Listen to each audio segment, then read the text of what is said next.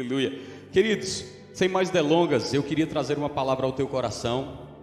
Em especial nessa palavra, como vai ser uma palavra um pouco mais direta, né? Eu vou precisar da minha tecladista à noite, mas eu vou liberar ela para ouvir também hoje. Amém? Muito obrigado. Aleluia. À noite eu vou precisar de você. Você fica pertinho à noite, tá bom? Glória a Deus. Aleluia. Nós temos um tema para essa manhã e o tema é submissão à autoridade. Amém? Eu sei que aparentemente não é um tema muito atrativo, mas talvez as pessoas não saibam o quanto esse tema pode abençoar a tua vida, pode enriquecer a tua vida espiritual. E nós vamos dar continuidade à noite. É por isso que a gente vai colocar uma base nessa manhã e a gente vai continuar estabelecendo essa base à noite. Seu coração está aberto? Você está pronto para o novo tempo na sua vida? Rapaz, se você agarrar o que vai ser ensinado, eu tenho certeza que vai ser um novo tempo para você. Amém? Glória a Deus. Então, eu passei para a mídia a versão, mas esses dois primeiros que eu vou ler tá na Nova Almeida atualizada, tá bom? Os outros que eu passei tá em outra versão, mas esses dois primeiros está nessa versão. Vai ser bem rapidinho aqui, só para a gente colocar uma base. A base dessa manhã eu vou começar falando sobre honra. Amém? Você sabe o que significa honra? Dentre tantas definições, honra é um olhar de admiração. Ou seja, qual é o termômetro da honra na minha vida? É um olhar que admira. Se você tem um olhar de admiração por uma pessoa, com certeza você vai ter uma vida de honra para com ela. Agora, se você não tem um olhar de admiração, irmãos, o que vai acontecer é que a atmosfera de honra já saiu dali. Amém? E eu queria ler Ezequiel no capítulo 1, no versículo 10, eu vou ler bem rapidinho, diz assim. Ele está falando de uma visão, Ezequiel está tendo uma visão, e nessa visão, no versículo, eu vou falar um pouco mais rápido, irmão, para dar tempo de tudo, eu queria que você prestasse bem atenção, amém? Então Ezequiel está tendo uma visão, nessa visão ele começa a narrar ali 4 seres viventes que ele observa, e ele diz, quanto à forma de seus rostos, cada um tinha um rosto de um homem do lado direito, os 4 tinham o rosto de um leão do lado esquerdo, o rosto de um boi e também tinha o rosto de uma águia. Então nós encontramos aí 4 elementos que são narrados nessa visão por Ezequiel. O rosto de um homem, o rosto de um leão, o rosto de um boi e o rosto também de uma águia. Amém? Quando nós vamos para Apocalipse no capítulo 4, no versículo 7, eu quero que você note a disparidade dos textos. Um está em Ezequiel e o outro, ou seja, Velho Testamento, o outro está em Apocalipse, né? Ali falando sobre o final dos tempos. E em Apocalipse, no capítulo 4, no versículo 7, a Bíblia diz assim, o primeiro ser vivente, ou seja, João está tendo essa visão agora, e ela é muito semelhante à visão que Ezequiel está tendo. Se você acompanhar a leitura, você vai ver que os textos, eles se encontram como uma luva. E ele diz assim, o primeiro ser era semelhante a um leão, o segundo semelhante a um novilho ou a um boi, o terceiro tinha um rosto semelhante a um de um homem, ou de um ser humano, e o quarto ser vivente era semelhante à águia. Então nós temos aí tanto Ezequiel quanto João narrando a mesma visão. Eles estão tendo ali uma visão diante do trono, eles veem 4 seres viventes e ele narra esses rostos ali. É interessante nós pensarmos que são 4 faces. Você está comigo? Quantos evangelhos nós temos na Bíblia?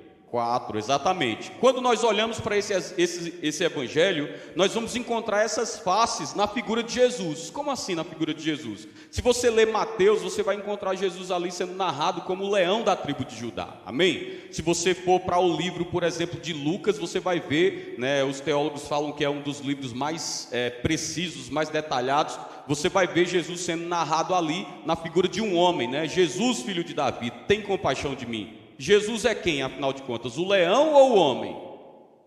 Na verdade, ele é os dois, amém? Ele é o leão cheio de onipotência, ou melhor, isso mesmo. Mas ele também é o homem, amém? Cheio de compaixão.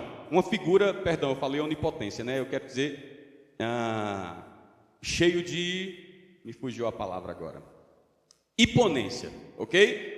Muito obrigado aí pela sua paciência. Então, ele está ali, uma figura imponente de um leão, mas ele também está com uma figura de um homem. Amém? Quando você continua lendo, você vai ver ali no livro de João, Jesus sendo narrado ali na figura de um boi. Ele dá uma ordem ali, ide por todo mundo, prega o evangelho a toda criatura. Perdão, no livro de Marcos, você vai ver Jesus ali na figura de um boi, ele dizendo, ide por todo mundo, prega o evangelho a toda criatura. Agora no livro de João, ele começa de uma forma diferente. Ele diz que no princípio o verbo era Deus, estava com Deus, mas se fez carne e habitou entre nós. Se você prestar atenção, é uma narração de cima para baixo.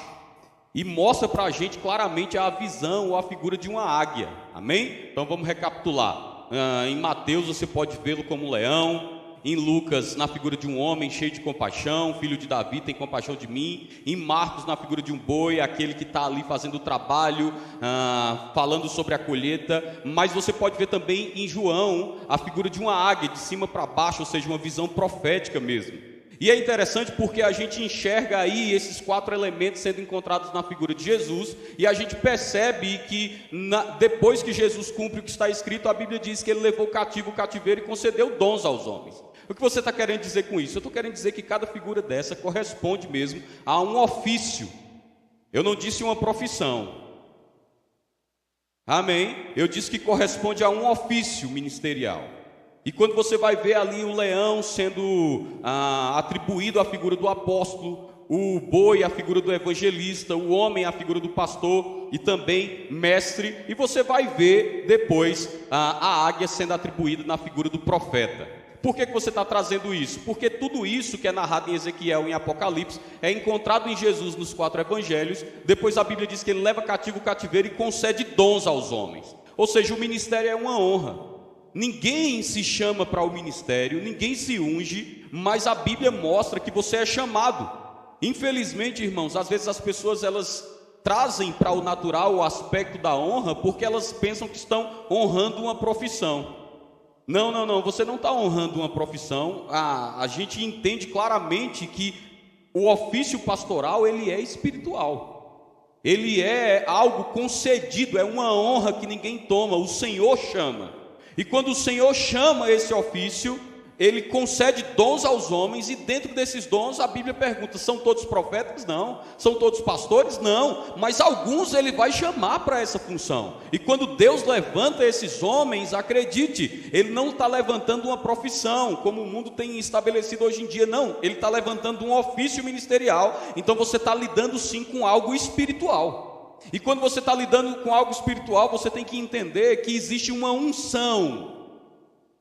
Amém? Então o ofício pastoral, ele carrega uma unção. O pastor e a esposa do pastor que Deus coloca para apacentar a tua vida, se você é uma ovelha, você está sendo apacentado. E então esse homem e essa mulher que Deus coloca para apacentar a nossa vida, eles foram chamados por Deus.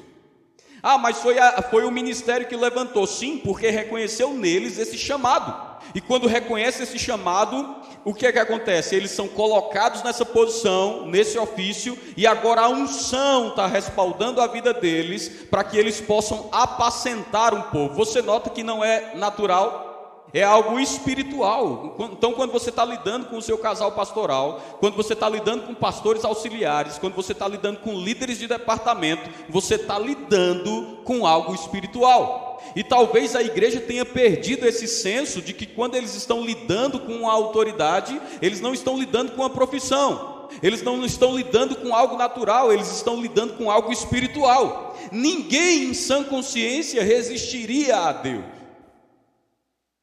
Ninguém em sã consciência também resistiria a uma autoridade. Por quê? Porque, como eu acabei de te mostrar, irmão, Jesus levou cativo o cativeiro, e aquilo que estava estabelecido, que a gente enxerga nele, ele distribui aos homens. Então é espiritual, sim.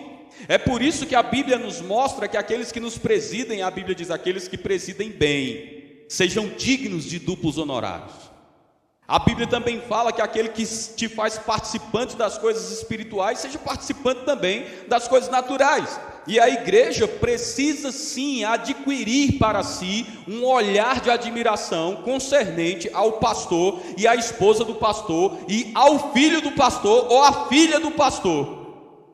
Por quê? Porque essa igreja e essa estrutura existe porque um dia um homem e uma mulher resolveram, não foram obrigados, mas é algo liberal do coração. Eles resolveram atender um chamado. E quando esse chamado foi aceito, irmão, esse chamado agora ele é banhado por uma unção e o trabalho começa a ser estabelecido, pessoas começam a se ajuntar e você sabe quando isso acontece, começa a ser banhado pela unção que flui desse casal. E quando isso começa a acontecer, aquilo que estava impedindo sua vida, que estava travando sua vida, a falta de crescimento espiritual começa a ser despedaçada pela unção. O que é que despedaçou? Quantas pessoas aqui chegaram aqui, irmãos? Eu não sei, eu cheguei ontem nesse lugar, mas eu estou te falando porque igreja é igreja em qualquer lugar. Quantas pessoas chegaram aqui com um casamento às vezes destruído, pronto para separar? Chegaram aqui, começaram a escutar a palavra e de repente a unção que banha começou a despedaçar o jugo. A palavra começou a entrar no seu coração, casamento restaurado. Alguns entraram aqui com os filhos, irmãos, sem esperança, começaram a ser banhados pela unção, ouvindo a palavra, e de repente o teu filho está aí sentado, ou estava ontem recebendo a palavra. Por quê? Por causa da unção. A unção que flui de onde? É a unção que flui do cabeça, irmão. Ah, pastor, o cabeça da igreja é Cristo. Sim, ele é o pastor dos pastores. Mas acredite, ele colocou pastores para cuidar do seu povo. Tanto é que em Apocalipse a Bíblia mostra que ele vai cobrar.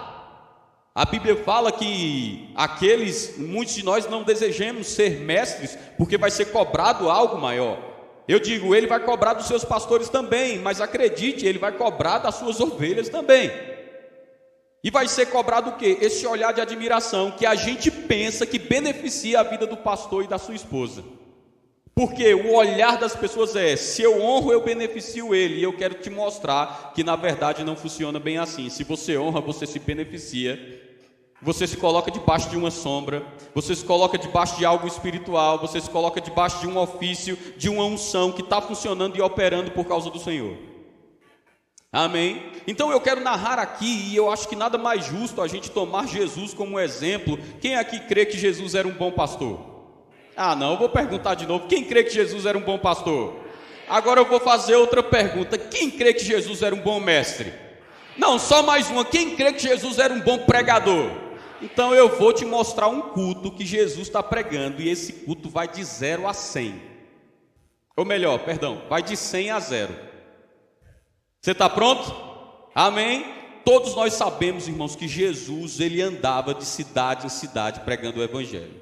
No texto que eu vou ler, ele está se preparando para ir à sua cidade, para pregar na sua cidade natal, e está levando os seus discípulos, que por sinal tinham uma grande expectativa, porque afinal de contas, se eles estavam seguindo Jesus e vendo que Jesus operava nas cidades vizinhas, imagina agora que o mestre vai pregar em casa. Quantos estão comigo? O irmão Reagan fala que nós podemos usar a nossa imaginação criativa para imaginar a palavra de Deus. Imagina comigo, Jesus está curando, operando sinais, milagres. A Bíblia diz que se fôssemos escrever em livros, tudo que Jesus fez sobre a terra não caberia na terra de livro. Era cura toda hora, milagre toda hora, gente cego vendo, a paralítico andando, e a turma está ali dizendo, amanhã ele vai para casa, ele vai pregar em casa, meu amigo, o negócio vai ser sério. Quantos estão comigo? E de repente eles estão seguindo Jesus, e eu vou ler, o texto está em Marcos, no capítulo 6, agora é a versão que eu disse, amém? O texto está em Marcos, no capítulo 6, no versículo 1, diz assim: partindo dali, chegou à sua cidade, à sua pátria, e os seus discípulos estavam seguindo. Irmãos, nós temos um grupo de ministros em treinamento lá na igreja, e é muito interessante. Quando eles estão preparando uma mensagem, muitas das vezes eles mandam uma mensagem para mim. Eles querem uma aprovação, eles querem saber se tem alguma coisa fora, porque eu acho que eles avaliam assim, é melhor ser corrigido antes do que depois. Amém? Então eles mandam uma mensagem, e aí, pastor, tem alguma... Vocês estão se identificando, viu? Vamos lá. Então eles dizem, pastor, e aí, tem alguma coisa aí que o senhor possa avaliar, alguma coisa que possa melhorar? E é interessante, irmãos, porque alguns deles, eles passam até por alguns sintomas, né? Alguns têm dor de barriga, aleluia, ficam tão nervosos, às vezes estão...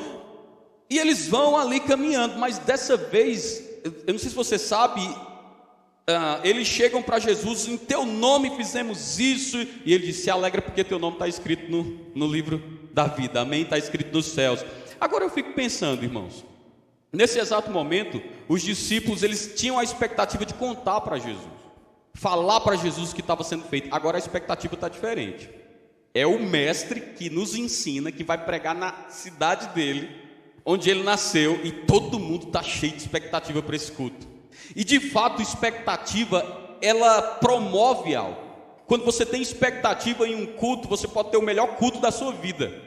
Pode não ser o melhor culto para ninguém, mas você pode sair carregado, meu irmão. Por quê? Porque você veio para receber. E nesse culto não está acontecendo algo diferente. A Bíblia diz que no versículo 1: e partindo dali chegou à sua pátria, e os seus discípulos o seguiram. E chegando o sábado, ou seja, se está chegando o sábado, ele não chegou no sábado. Amém? Então, se ele não chegou no sábado, eu acredito que ele chegou antes e ele estava se preparando. Acompanha comigo. Chegando o sábado, então Jesus preparou sua roupa. Aleluia, amanhã eu vou pregar na sinagoga. Eita glória! E ele chega ali, prepara sua roupa, ele vai. E quem vai para esse culto não quer perder de jeito nenhum os seus discípulos. E a Bíblia diz que chegando o sábado começou a ensinar na sinagoga. Agora olha o termômetro do culto. Olha isso, a Bíblia diz assim: começou a ensinar na sinagoga, e muitos, ouvindo, diga ouvindo, a Bíblia diz, se admiravam. O que significa se admiravam? Significa que Jesus estava aqui, ensinando, e o povo fazia, uau! Eu poderia dizer na voz do maneco, né? Uau! Irmão, eles estavam ouvindo e uau, meu Deus! A Bíblia continua a narração dizendo assim: se admiravam e diziam, de onde vêm essas coisas? Aí depois a Bíblia continua dizendo, e que sabedoria é esta que lhe foi dada? E como se fazem tais maravilhas por suas mãos? Olha o comentário do povo. Primeiro o povo está ouvindo e se admirando. Uau! Depois eles dizem, de onde que ele tira essas coisas? Que revelações são essas? Depois eles continuam a dizer, e que sinais são esses que estão sendo operados pelas mãos dele? Ou seja, irmão, o culto estava bombando. Aleluia, dê um aleluia aí para o nosso também, ficar afogueado. Irmão, o culto estava bombando, parecia aluno do Rema, irmão. Eu estou te falando, aqui tem alguns que já foram meus alunos. Amém? E eu vou dizer uma coisa para você, quando a gente está ensinando no Rema, o semblante do povo é mais ou menos assim, uau! Aí no final eles chegam e dizem assim, eu nunca vi isso na minha Bíblia, eu já li, reli, eu nunca prestei atenção nisso. Então o povo está se admirando de Jesus, e eles estão dizendo assim, meu amigo, de onde que ele tira essas coisas? Que Bíblia Jesus está lendo? De onde, qual a versão? Que dicionário ele está usando? O fato, irmão, é que o povo está tão admirado que o culto começa a entrar em outra esfera. Que esfera é essa? A Bíblia diz, se operavam, preste atenção no que a Bíblia está dizendo. A Bíblia diz assim, olha a palavra, e como se fazia tais maravilhas. A gente não está falando de cura simplesmente, a gente está falando, irmão, de coisas estrondosas. Maravilhas estavam acontecendo. Eu acredito que gente que chegou sem olho, aleluia. Não, que culto é esse? Já pensou? Um culto aqui, começa a estacionar a ambulância aqui, descer o povo em cadeira de roda, você já pensou, irmão? Que culto que é esse? Aí começa a chegar agora a televisão aí filmando, algo está acontecendo em Ceilândia aqui, olha aí, estão trazendo tudo que é emergência para cá. Irmão, pensa na unção. Eu quero que você, ontem eu estava falando da presença, eu quero que você entenda sobre a atmosfera. Que atmosfera era essa? Que culto era esse? Ninguém queria tirar os olhos de Jesus, irmão. Não tinha mensagem no WhatsApp que desse jeito, não tinha curtida nenhuma que desse. O povo estava ali, meu amigo, eu não vou perder. Se esse daqui chegou sem olho, já está com olho, imagina o outro aqui, O que vai acontecer com esse outro que chegou sem mão? Irmãos, então coisas estavam acontecendo estrondosas, até que a gente chega, diga assim, o culto estava em 100 por hora. Pois é, até que chega no versículo 3. No versículo 3 tem alguém no meio da multidão. A Bíblia não diz que era um grupo, a Bíblia fala que alguém comentou e diz assim, e não é este aí o filho de Maria? Depois diz assim, irmão de Tiago, de José, e de Judas, e de Simão, e não está conosco aqui, olha aí suas irmãs. E se escandalizavam nele. Peraí, quem estava falando conhecia bem a vida de Jesus. Ele disse assim: isso daí é o filho de José, gente, lembra não? Olha aqui as irmãs dele aqui, ó, tá com a gente aqui. Não é filho de Maria também? Então parecia que quem estava comentando sobre Jesus conhecia bem a vida dele. E é interessante porque esse conhecimento estava trazendo através de palavras a mudança ocular daquele povo. Eu não sei se você sabe, mas o que muda a visão de alguém sobre outra pessoa é aquilo que entra pelo ouvido. Quantos estão comigo? Então presta atenção nisso. Eles estão falando, o povo está ouvindo e a visão está sendo transformada. Quando isso está acontecendo, irmão, o povo que estava assim, uau, meu Deus, uau, o povo começa a se escandalizar nele. É mesmo, eu lembro, hein? Eu passava aqui direto com as cadeiras nas costas e tudo mais. Irmãos, sabe o que é que eu estou querendo dizer para você? A primeira esfera para se perder um olhar de honra é quando você começa a se permitir ouvir qualquer coisa sobre os que te presidem. Quando você se permite ouvir qualquer coisa a respeito dos que te presidem, o olhar de honra ele é removido para entrar um olhar comum. O que é um olhar comum? É esse daí, é igual eu. É a mesma coisa, está aqui no meio da gente, olha lá, os parentes dele aqui também. Então, quando o olhar de honra sai e o olhar comum entra, irmãos, algo perigoso acontece. Vamos ver a narração aqui do texto. E se escandalizavam nele. Se escandalizavam era assim: rapaz, é mesmo? Oxi, não acredito não, é esse daqui mesmo. Aí olha só o que diz aqui no versículo 4. E Jesus percebeu. Porque quem prega percebe quando o povo está recebendo, quando o povo não está recebendo, quando o povo está sugando, quando o povo não está sugando. E Jesus estava nesse culto, Jesus estava nessa percepção assim, de mim está saindo virtude. Mas de repente Jesus começa a perceber, o primeiro sinalzinho que o povo não está recebendo é quando as costas começam a suar, irmão. Fica assim, meu amigo, o que está acontecendo? Você está ali pregando, o povo está em Nárnia, em outro lugar, ninguém está prestando atenção, o espírito de incontinência urinária vem sobre a igreja,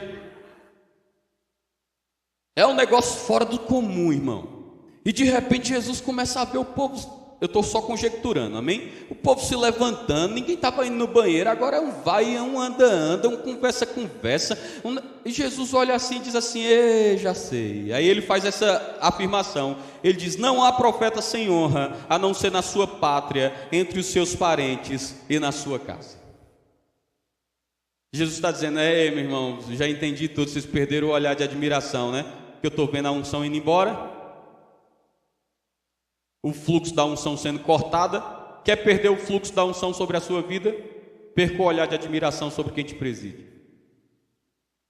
Quer perder o fluxo da unção sobre a sua casa?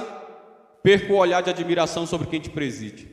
Mas eu não admiro mais o meu pastor, não. Então você está fazendo o que na igreja? Você tem duas opções, irmão: trabalhar, porque honra é igual a amor. Tem gente que diz: vou me divorciar porque não amo mais. Não, irmão, amor é uma decisão. Eu vou além, amar é um mandamento. Então, não tem esse negócio de amor acabou, cultiva. Se cultivar nasce, é igual honra. Não, a honra acabou, não, a honra deixou de ser alimentada, é diferente. E muitas vezes por aquilo que você ouviu. Vou te ensinar algo sobre honra. Não existe neutralidade na honra. Como assim não existe neutralidade na honra? A honra não é neutra. Ou você está ali ouvindo falar mal de quem te preside e fica calado. Se eu fiquei calado, eu sou o quê, pastor? Covarde. Aleluia. Se quiser pode aumentar o ar, porque vai ficar bem quente aqui. Se eu estou ouvindo e eu estou ali sem falar nada, eu sou o quê? Neutro. Quem é neutro é o quê? Covarde. Irmãos, eu estava vendo o Scott Webb falando. Ele disse que sempre honrou a vida do irmão Reagan. E ele disse que de repente ele senta num restaurante para comer, uma família está ali, senta com eles. E ele disse que quando fez o pedido, estava com muita fome. Quando ele foi dar a primeira garfada, o homem que estava de frente para ele começou a falar mal do irmão Reagan. Quando ele ouviu, ele tirou o garfo da boca, olhou para a família dele e disse: vamos embora. Vamos embora. Alguém pode dizer, que homem radical? Eu digo, que homem sábio. O que ele estava entendendo é, rapaz, eu estou sendo banhado por essa unção, as coisas que estão acontecendo é por causa da sombra que eu estou. Eu vou lá perder isso pelo que estão falando, porque a partir do momento que ele ouve, ele vai ser influenciado e a sua visão vai começar a mudar. Então o que é que ele estava fazendo? Eu vou preservar a minha família. Ele disse, vamos embora. Quando ele disse, vamos embora, a família fez, não, o que é isso? Ele disse, por uma semana e pouco ficou um clima chato, mas ele disse, eu preservei a unção. Eu preservei o mover de Deus sobre a minha vida. Irmãos, é interessante, ele diz que em outra ocasião, senta na mesa, de repente ele está ali comendo, e chegou mais uma família, sentou e disse assim para ele, você conhece o Kenneth Copeland? Ele disse, conheço. Ele disse, só pensa nisso,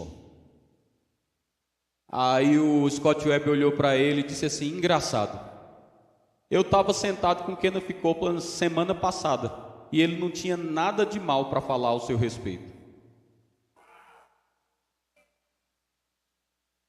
Não é sobre simplesmente, irmão, quem fala, é sobre quem ouve.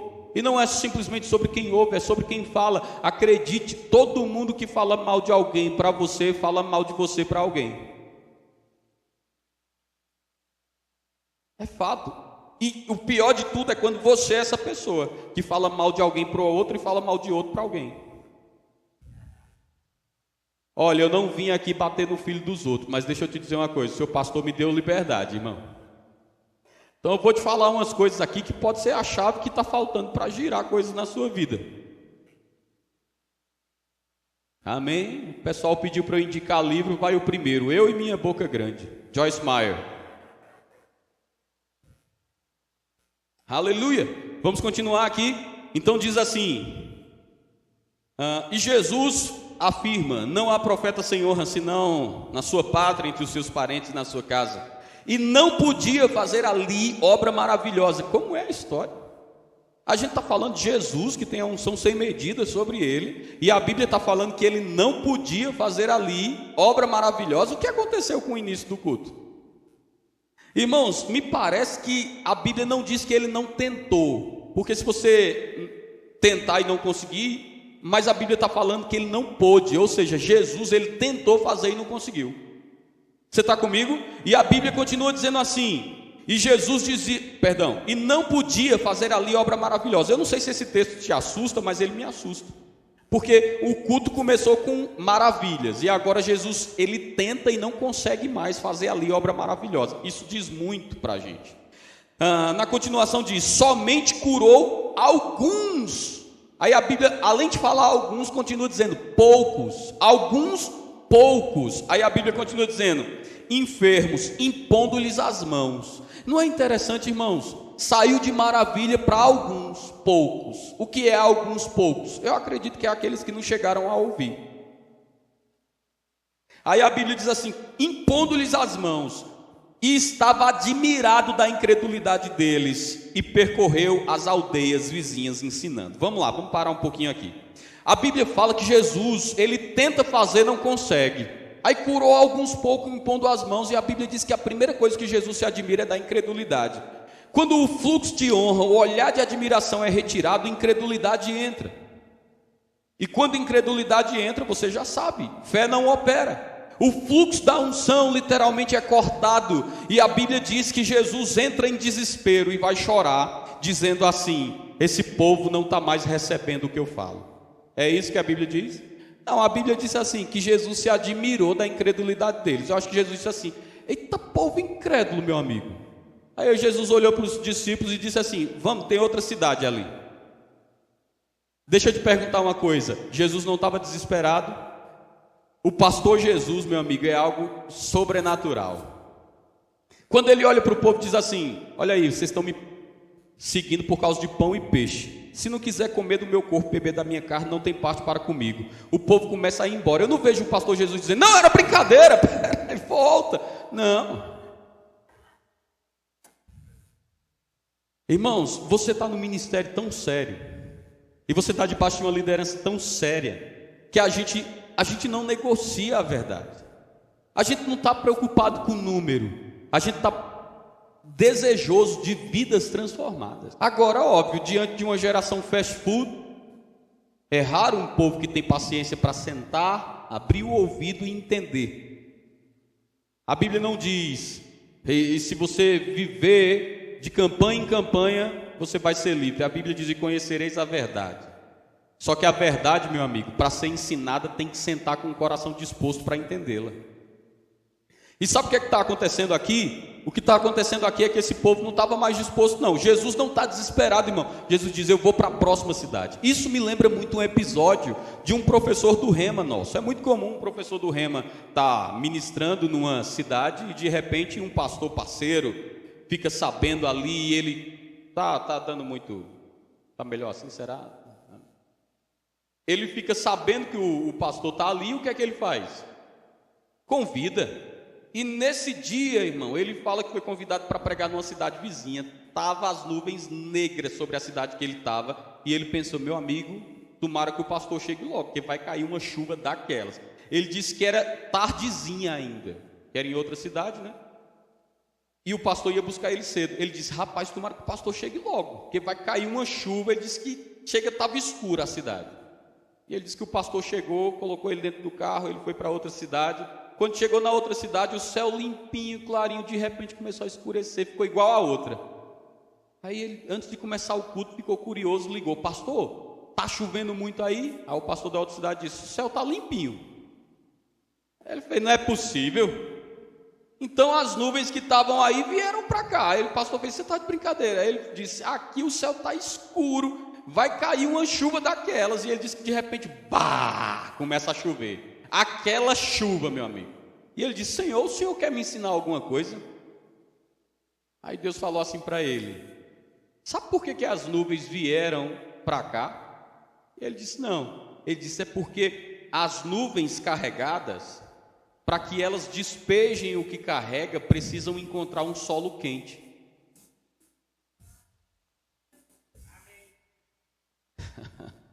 Eu falo-vos por parábolas para que podeis suportar, irmãos. As nuvens carregadas, para poder despejar o que carrega, precisam encontrar um solo aquecido, um solo quente. Então, quando eles encontraram o solo daquela cidade fria, eles migraram, as nuvens migraram e derramaram da chuva no solo quente. Isso quer dizer muito para a gente. Jesus estava ali, enquanto o solo estava quente, chuva estava sendo despejada. Quando o solo ficou frio, as nuvens migraram para outra cidade. Não perca as visitações da unção. Não perca, irmão, cada culto não é um culto apenas. Cada culto é uma oportunidade do ajuntamento dos santos, da unção coletiva. É uma oportunidade de você ser corrigido, afiado, admoestado, edificado. Cada culto, irmão, é uma oportunidade de Deus, através da unção, comunicar coisas ao teu coração. Aleluia. Então eu fico vendo, eu fui itinerante, irmãos, dos meus 21 anos, até 4 anos atrás, eu estou com 35, até os 31 eu fui itinerante, viajando, irmão, viajando. Eu viajava às vezes, irmãos, eu dava aula do início do ano até o final do ano, viajando. E ser itinerante é maravilhoso. Por quê? Irmãos, a gente prega e vai embora. É bom, irmão. É bom, a gente prega e vai embora. Quem fica? O pastor.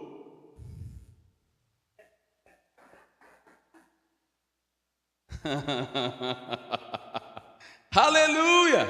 Então é muito bom. A gente chega, irmão. Eu já preguei um sermão só em 5 igrejas.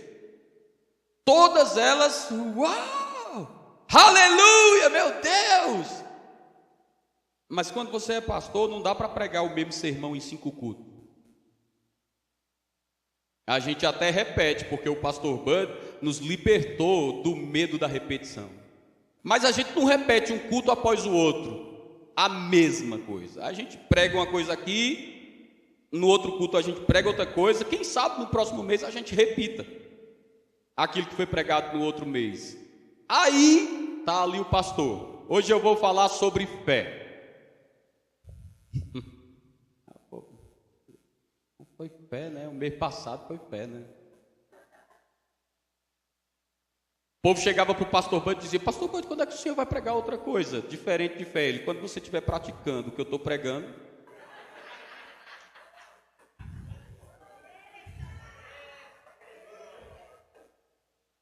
É possível que eu mude o sermão quando você estiver praticando o que eu... O melhor de ser pastor, irmão, é o seguinte: vou falar sobre fé, próximo culto. Vou falar agora sobre fé, próximo culto. Vou falar sobre fé. Aí, no quarto culto, próximo culto, vamos receber um convidado. Vai ser uma grande bênção. O convidado vem e prega sobre...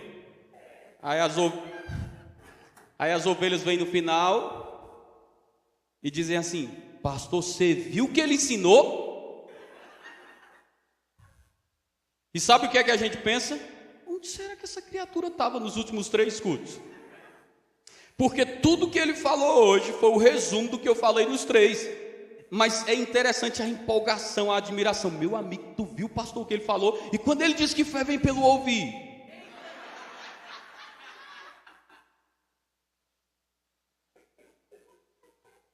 Foi mesmo. Não, agora a parte que ele falou que permanece pelo meditar foi o que me impactou. Ali, toda hora, fé vem pelo ouvir, permanece por meditar, cresce por praticar. Vem alguém de fora, fé vem pelo ouvir. Oh, meu Deus! E eu não estou dizendo, irmãos, que a gente não tem que honrar as unções que vêm de fora. Mas eu estou te falando que no dia que você parar de ouvir o seu pastor com bom grado, é possível que você feche o fluxo da unção sobre a sua vida. Ah, não, mas eu já sei os versículos que o pastor usa, eu já sei até o jeito que ele mexe o ombro quando está nervoso. Irmão, não importa. Se você abrir o seu coração para receber da unção dos que te presidem, é possível que ele pregue até o que não sabe, por causa do povo sugando. Irmãos, não faça um rosto estranho do que eu estou falando, não. Eu já preguei coisas que eu olhei assim, eu disse: meu amigo, isso daqui eu recebi, viu? Sabia não? Bom. Por quê? As pessoas sugando da unção, recebendo da unção. Quantos estão comigo ainda? Então, quando o seu pastor está ali, não olhe e diga: ah, não, é o pastor hoje. Não honre as unções que vêm, devem ser honradas. Agora, não honre mais as unções que vêm de fora do que o seu casal pastoral pregando. Porque, irmãos, eu vou embora. Se você conseguir meu número e ligar para mim pedindo um conselho, o conselho que eu vou te dar é tu. Porque eu não sou seu pastor. Você tem um pastor. E pessoas recebem os itinerantes, muitas vezes eles pegam o número dos itinerantes e eles ligam para os itinerantes, eles querem conselhos daqueles que estão vindo pregar. Irmãos, você tem um conselheiro que foi colocado para presidir a sua vida, para te apacentar. E eu vou te dizer outra coisa, é interessante, irmãos, onde eu ia pregar, as pessoas chegavam e diziam: pastor, é o seguinte, eu vou te levar numa churrascaria, meu amigo, é a melhor churrascaria da cidade, chega a carne derrete. E eu sempre perguntava: você já levou seu pastor lá?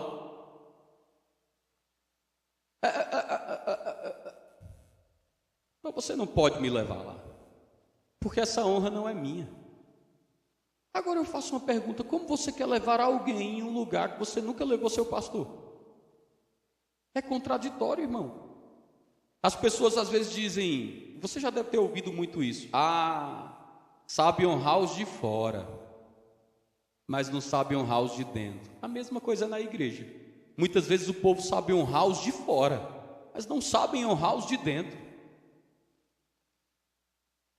Se você quiser, eu paro. Aleluia. A unção, irmãos, ela flui quando você entende a forma que eu olho, a forma que eu ouço, não pode ser comum. Pastor é assim, a gente gosta de estar perto, a gente gosta de brincar, contar piada. Agora entenda, saiba dividir aquele que está ali se apresentando como acessível do homem de Deus que te preside.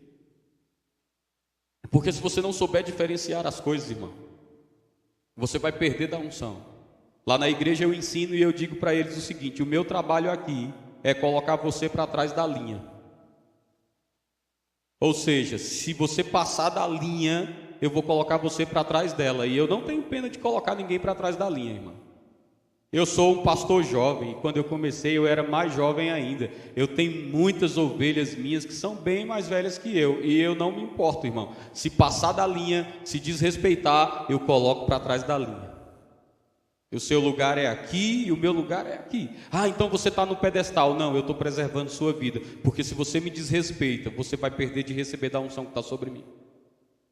É assim com o seu casal pastoral. Se você entrar numa linha de desrespeito, tratando como comum, você vai perder de receber da unção que tem sobre a vida deles. Por quê? É algo sutil. Você começa com pequenas coisas. Quando você menos espera, você está dizendo: é o pastor que está aqui todo dia, toma café lá em casa. Cuidado. A Bíblia fala que Jesus era acessível. Você sabia? Jesus era tão acessível que teve momentos que ele nem foi convidado, ele se convidou. Ele disse: Zaqueu, desce daí que eu vou comer na tua casa. Oi, ele disse: desce aí, hoje eu vou comer na tua casa. Acho que Zaqueu fez: ei, meu amigo, e agora? Ele era, mas Jesus sabia quando pessoas estavam honrando a ele ou não. Amém? A Bíblia fala algo muito interessante, irmãos. A Bíblia diz: a quem tributo, tributo, a quem imposto, imposto, a quem temor, temor, a quem honra, honra. É interessante, Jesus sabia quando as pessoas estavam honrando a ele ou quando as pessoas estavam tratando ele como comum. A maneira que você olha para o seu pastor, para o casal pastoral, e a maneira que você os ouve, determina o nível de honra que você está tendo. Então, irmãos, cuidado para você não tratar como comum aqueles que te presidem.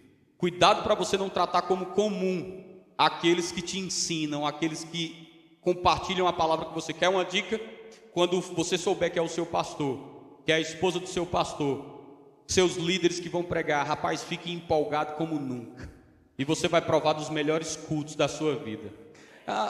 Eu vou ler outro texto aqui para você, irmão, só para você entender o que honra pode fazer por você. Mateus no capítulo 19, a Bíblia diz no versículo 40: quem vos recebe a mim, me recebe. Você nota que não é algo natural? Ah, se fosse Jesus eu faria diferente. Você não vai fazer algo por Jesus que não fez por seu pastor. A Bíblia diz: e quem recebe a mim, recebe aquele que me enviou. Quem recebe um profeta na qualidade de profeta, outras versões dizem: quem recebe um profeta no caráter de profeta, receberá galardão de profeta. E quem recebe um justo na qualidade de justo, receberá galardão de justo. E qualquer que tiver dado, só que seja um copo de água fria a um desses pequeninos, em nome de discípulo, em verdade vos digo que de modo algum perderá galardão. Você nota que tudo isso está falando de honra, mas quem está sendo abençoado é quem está honrando. Eu não sei se você nota também, está indo aí umas categorias diferentes. Ele diz: quem recebe você, recebe a mim. Depois ele diz: quem recebe o profeta, está falando de um ofício. Quem recebe o profeta, quem recebe o pastor, quem recebe o apóstolo no caráter de, receberá galardão de. Aí depois ele diz: quem recebe o justo vai receber galardão. Quem recebe um dos pequeninos na qualidade de discípulo vai receber galardão. Ou seja, como é a cultura de honra na igreja? Você tem que honrar o pastor, você tem que honrar os seus supervisores, você tem que honrar os seus líderes e você tem que honrar uns aos outros. Eu sempre digo lá na igreja que a gente está sendo ensinado para chegar no nível de amor assim, ó, que se um pisar no pé do outro, o outro vai dizer: me perdoa, pisei no seu pé, e o outro vai responder: perdoa, eu que coloquei o pé embaixo. Porque a igreja é assim, irmão, somos uma grande família. Agora, você nunca deixou de ser irmão do seu irmão porque ele te fez raiva. Aleluia. Então a cultura de honra é um para com os outros, mas a gente tem que entender que existe uma honra. Rapaz, existe uma honra para ser liberada, existe uma honra para ser dispensada. Amém? E a Bíblia está falando aqui sobre receber no caráter de. Eu não entendo, irmãos, assim, eu sou de Campina Grande, certo? Eu sou filho de major. Eu nunca vou me acostumar com isso, irmão. Nunca. A geração de hoje olha para o pastor dele, pastor presidente, olha para os pastores que são levantados e chama pelo nome. Pastor, você não acha que isso é religiosidade, não? Eu acho que quando você reconhece o ofício, você está reconhecendo a unção. Eu não acho normal, irmão. Eu nunca, olha, eu sei quem foram os meus pastores, nunca chamei eles pelo nome. Por que não? Isso é religiosidade, pastor. Eu sabia que eu deveria reconhecer o ofício, na qualidade de, no caráter de. Como eu te falei, eu sou um pastor jovem. Às vezes as pessoas chegam lá na igreja e eles dizem: ah, Luan! E eu ensino a elas: olha, deixa eu te falar algo sobre Luan. Luan não gosta de orar por você. Se você estiver doente, Luan não quer ir te visitar, ele quer ir para a praia, ele quer passear. Se você precisar de oração, Luan também não vai gostar de orar por você. Luan gosta de orar por ele. Agora, o pastor Luan, ele gosta de orar por você, gosta de estudar a Bíblia para te ensinar. Se você estiver doente, o coração pastoral do pastor Luan vai querer te visitar, vai deixar 99 para ir lá naquele leito. Então você tem que escolher quem você quer. Se você quiser o homem comum, você vai receber dele. Agora, se você quiser honrar o ofício, aqui eu não sou o seu amigo. Eu sou seu pastor. Eu estou falando aqui, irmãos, dando um exemplo do que eu falo lá, amém? Você tem o seu pastor Johnson, amém? Você tem os pastores auxiliares. Mas, irmão, eu ensino isso, e eu vou te dizer algo que talvez te escandalize. Mas eu vou te falar assim mesmo. Quando eu treino a minha equipe, a primeira coisa que eu digo para eles é: quando você subir no meu púlpito, antes de começar a ministrar, você agradece a mim. Porque o púlpito não é seu. E se você está subindo ali, é porque eu dei a oportunidade para você subir. Então, antes de você ministrar, você me agradece. O silêncio é que está ficando quente aqui, né? Você não está ali porque você se colocou ali. Você está ali porque eu acreditei em você. E você não vai se esquecer disso. E outra coisa, quando você estiver pregando, você me cita. E talvez você diga: pastor, que exagero. Eu fico vendo, irmão, os ministros aí são treinados, cita Deus e o mundo.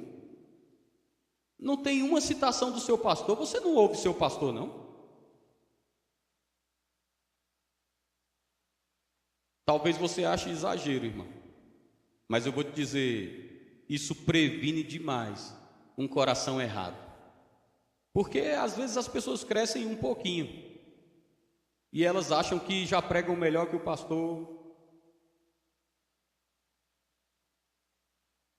já oram melhor que o pastor, e eu faço questão de deixar a memória delas bem fresquinha. Você está aí porque eu acreditei em você. E outra coisa, a gente tem que aprender, irmão, a ouvir não. Mas isso são cenas para os próximos capítulos, porque agora me restam 45, 44, 43 segundos. Mas acredite em mim, muito tenho para falar-vos, vós, porém, que não podeis suportar agora. Amém? Direção do culto, muito obrigado pela oportunidade, espero você à noite. Vamos ter um tempo muito divertido aqui, amém?